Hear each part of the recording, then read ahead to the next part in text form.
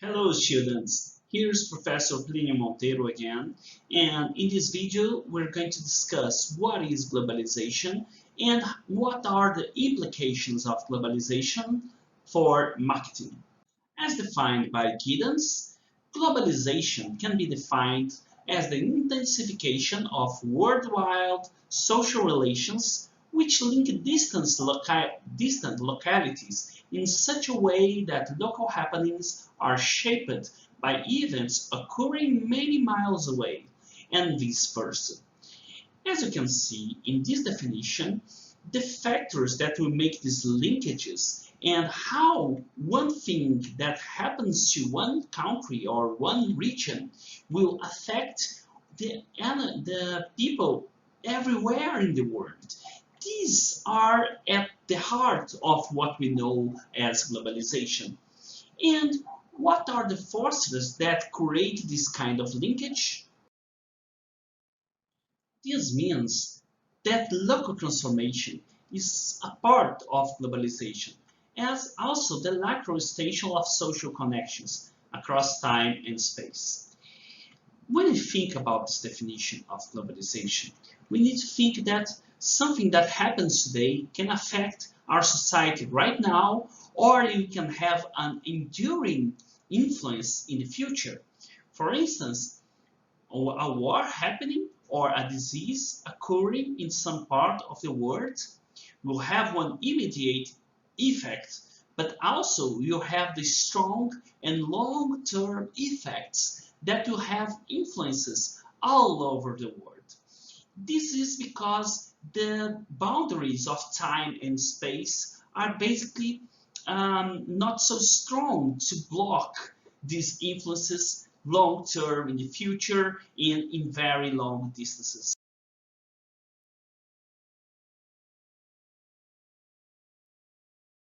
From a historical point of view, we can define these linkages based on three different forces: the political forces, the economical forces, and the cultural forces. The economy, so the way that societies will make arrangements for production, exchange, distribution, and consumption of everything that we have in society. And the way that we connect to different markets and how the economies are connected are basically force that creates that it's the basis for globalization. The political arrangements, so the way that people vote, the way that people distribute power, make control over societies, create laws, how to define territories, all these elements defined by the political scenario can make a linkage between countries. Political arrangements, trade barriers can be named as examples of how these political forces are in the basic definition of globalization. Also, we have the cultural dimension. In the cultural dimension, we're thinking about the symbols, the facts, the beliefs, the religion, and the preferences of each culture and each society. And we can have exchange on that. We have differences, but sometimes we can have the globalization of a cultural element of society.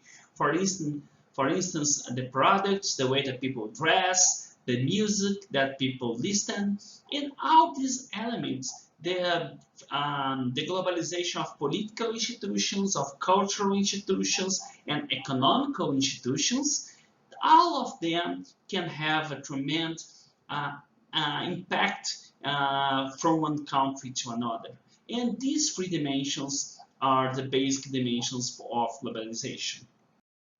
As a trend of our modern society, we can see two big implications of globalizations to business. The first one is a concrete implication. So we have a greater level of interdependence between different national systems. This means that you have integration of trade, of military alliances, of domination and cultural expansion. And of course, these concrete dimensions that are based on laws, based on exchange of exchange and trade between countries, have a direct effect on how business will operate in modern societies. But also we have a symbolic implication because we have a greater level of shared meanings between societies and relativizations of what is a culture. And also this implies a greater integration between different countries in the world. And of course, this greater integration poses opportunities and maybe threats to business that are operating in different countries. So, thinking about it, let's watch a video that will show us some elements of globalization and how it can impact business, and especially also how it can have one side effect for societies. The world is becoming more and more interconnected. Never before in human history has there existed such an intense relationship between international trade, communication, and politics. The term globalization is all around us, sometimes as an opportunity, sometimes as a new challenge. But what exactly does globalization mean, and what are its ramifications? Even though the term globalization is frequently used, it is not easy to define. One thing is clear: in today's world, economic, environmental, social, and political issues and problems are no longer limited to the national level because the world has become so interdependent. Reasonable governance can only be realized within broader groups of stakeholders. For example, state confederations such as the European Union, regional economic organizations like the OECD, or the whole world.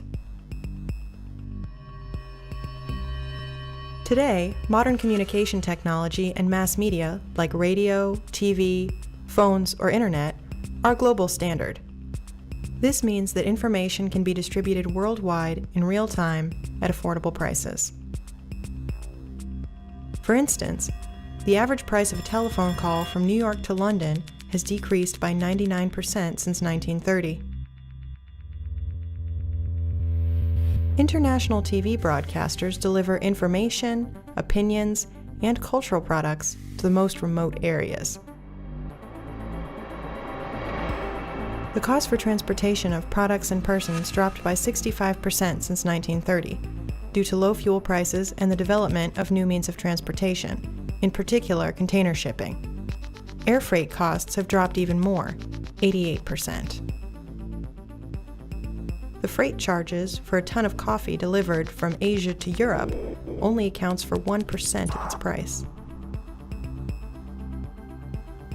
Such developments are the result of technological advancements, but there are some aspects which were introduced purposefully as well. Since the 1980s, the richer, more industrialized countries worked toward removing trade barriers, such as tariffs, import quotas, and bans worldwide.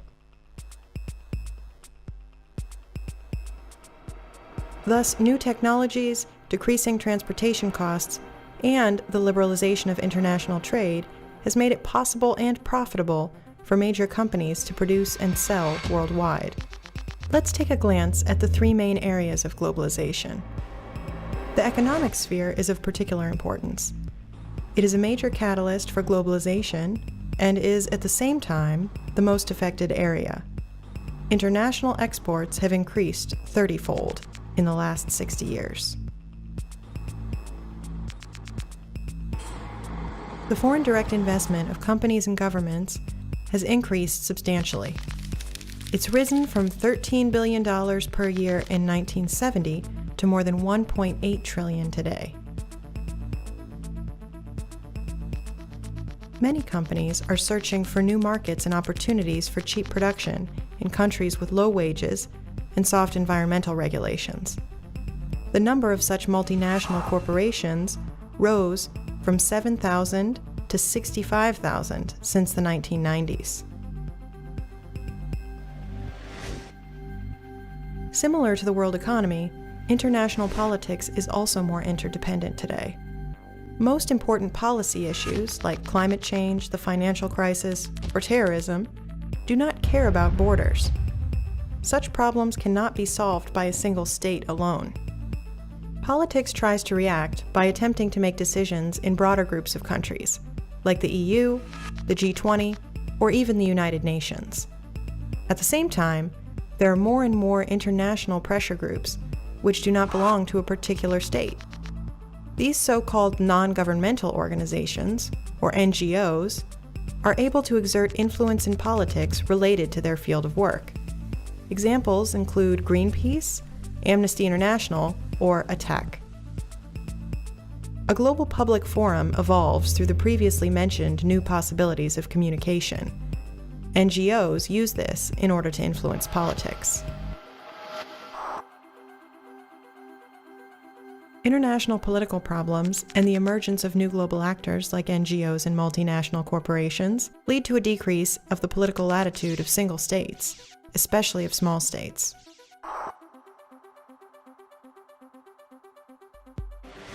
The influence of globalization can be observed in our culture as well.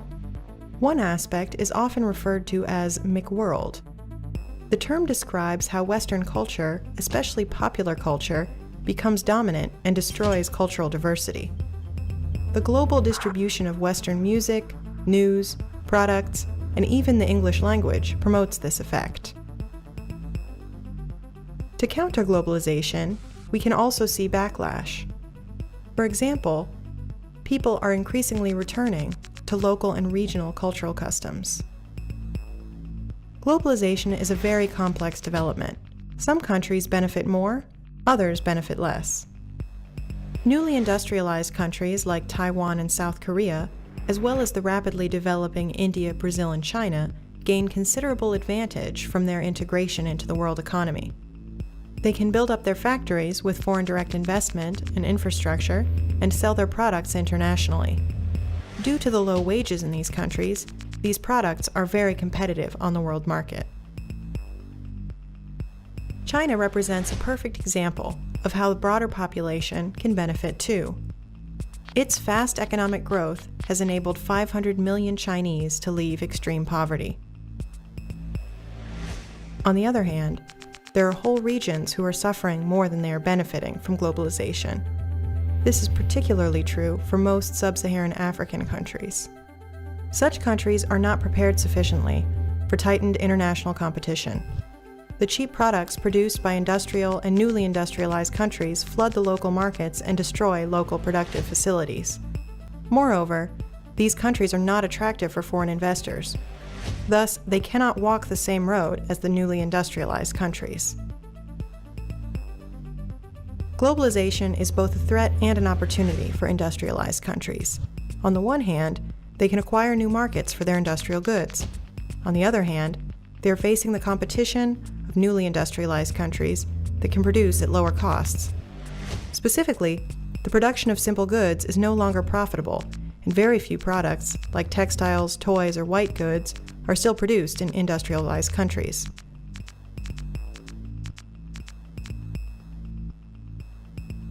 It becomes clear that globalization takes place at many areas, such as politics, culture, and the economy. Declining costs of transport and communication and the global liberalization of markets have fueled this trend. While some countries benefit from globalization, it has exacerbated the problems of others. Thus, globalization presents both new opportunities and new challenges. In this lecture and also in the video, we saw that globalization is a process that is very hard to block. Basically, this trend is very strong and is affecting business and countries everywhere in the world. Of course, we have some positive effects of globalization, but of course, we can also have side effects. And more important than that is that it's impossible or very hard to block globalization, and since globalization will have a direct effect in marketing, we can see that global marketing will be a trend that will be fostered. We have more and more global marketing in the next decades. So this is the lesson of this video, and see you in the next. Bye.